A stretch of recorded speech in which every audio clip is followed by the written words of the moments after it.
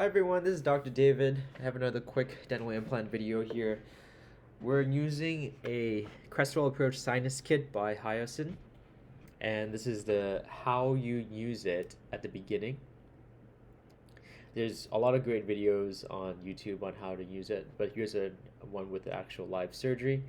So what you're looking for when you have the green plunger or the tubing or the lifter, once you've accessed the sinus with their drill kit, you want to use this green plunger. You seal the hole, and you hold it down with your hemostat or your cotton pliers. And as you can see, the tubing is completely clear. It's already filled with saline, cold saline to be specific. I like cold because then it doesn't actually, it causes a little bit of vasoconstriction compared to room temperature saline, which is a little bit more vasodilating. And we don't want it to vasodilate because we don't want an excessive bleeding, right? We just want minimal bleeding.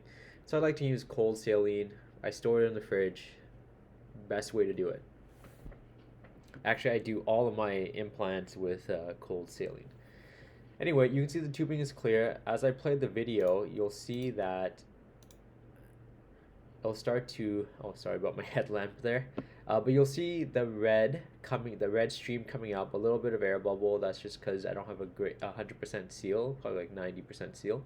But you can see the tubing is fully red now, and I'm pulling up a little bit, and I'm pushing 1 cc or 1 milliliter. Then I'm pulling up 0.5, pushing another mil, pulling up 0.5. So you're taking 2 steps forward, 1 step back. And we're doing this because we want to gently lift the sinus membrane, Schneiderian membrane.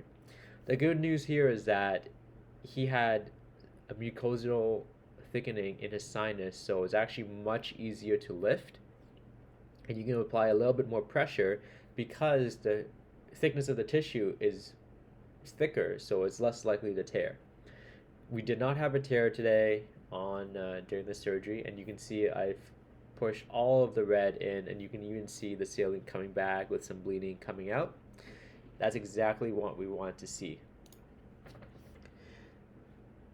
That also tells us that there is no tear, because if the saline had disappeared completely, either one of two things have happened. Either there's a tear and now it's going up his through his sinus, through the ostium, and into the back of his throat and his pharynx, and he would feel that. Or two, his sinus cavity is actually very large, and so you didn't put enough fluid in, or for it to backfill out.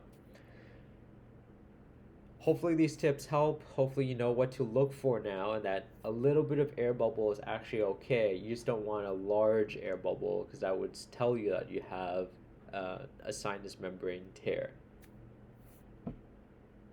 Check back for more.